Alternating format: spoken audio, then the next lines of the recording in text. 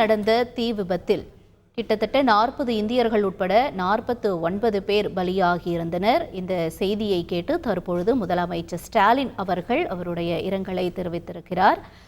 49 பேர் பலியான செய்தி கேட்டு மிகுந்த அதிர்ச்சி அடைந்தேன் என்றும் பதிவிட்டிருக்கிறார். முக்கிய செய்தியாக பார்த்து கொண்டிருக்கிறோம். கூடுதல் தகவல்களை செய்தியாளர் ரமேஷ் வழங்க கேட்கலாம். ரமேஷ், வணக்கம். முதலமைச்சர் ஸ்டாலின் அவர்களுடைய தரப்பிலிருந்து இந்த விவகாரத்தில் என்ன நிலவரம் தெரிவிக்கப்பட்டிருக்கிறது?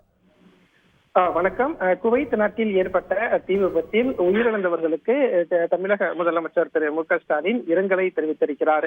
அதாவது குவைத் நாட்டின் மங்காப் நகரில் தொழிலாளர்கள் தங்கியிருந்த அடுக்குமாடி கட்டிடத்தில் நேற்று அதிகாலை ஏற்பட்ட தீ விபத்துல 49 பேர் வரை உயிரிழந்திருப்பதாக தகவல் வெளியாகி இருந்தது. இதுல 40க்கும் மேற்பட்டவர்கள் இந்தியர்கள் என்ற ஒரு அதிர்ச்சி தகவல் என்பதும் நேற்று வெளியாகி இருந்தது. இந்த விவகாரம் தொடர்பாக ஏற்கனவே அயலக தமிழக நல வாரியமும் பல்வேறு நடவடிக்கைகளை மேற்கொண்டு வரக்கூடிய சூழல்ல முதலமைச்சர் மு க ஸ்டாலின் உயிரிழந்தவர்களுக்கு இரங்கலையும் உயிரிழந்தவர்களின் குடும்பங்களுக்கு ஆறுதலையும் தெரிவித்திருக்கிறார். குறிப்பாக முதலமைச்சர் மு க ஸ்டாலின் வெளியிட்டிருக்கக்கூடிய செய்தியில குவைத் நாட்டில் ஏற்பட்ட தீ விபத்தில் 40க்கும் மேற்பட்ட இந்தியர்கள் உயிரிழந்திருப்பதாக வந்த செய்தி அறிந்து மிகுந்த அதிர்ச்சிக்கும் வேதனைக்கும் உள்ளானேன் என்று தெரிவித்திருக்கிறார். மேலும் உயிரிழந்தோர் அனைவரின் குடும்பங்களுக்கும் எனது ஆழ்ந்த இரங்கலையும் ஆறுதலையும் கனத்த இதயத்துடன் தெரிவித்துக் கொள்கிறேன் என்று முதலமைச்சர் மு க ஸ்டாலின் அந்த செய்தியில் குறிப்பிட்டிருக்கிறார்.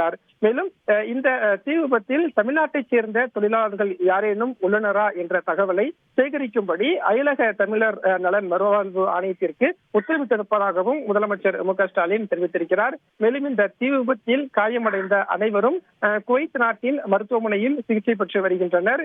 இந்திய வெளியுறவு அமைச்சகம் குவைத் நாட்டில் இருக்கக்கூடிய இந்திய தூதரகம் மற்றும் அங்குள்ள தமிழ் அமைப்புகளுடன் தொடர்பில் இருந்து வருகிறது என்றும் முதலமைச்சர் மு க ஸ்டாலின் தெரிவித்திருக்கிறார். மேலும் இந்த விவகாரம் தொடர்பாக ஏதேனும் சந்தேகங்கள் இருந்தால் அயலக தமிழர் நலத்துறை சார்பில் தொடர்பு எண் கொடுக்கப்பட்டிருக்கிறது. அந்த தொடர்பு எண்ணுக்கு தொடர்பு கொண்டு சந்தேகங்களை தீர்த்துக் கொள்ளலாம் என்றும் முதலமைச்சர் குறிப்பிட்டிருக்கிறார்.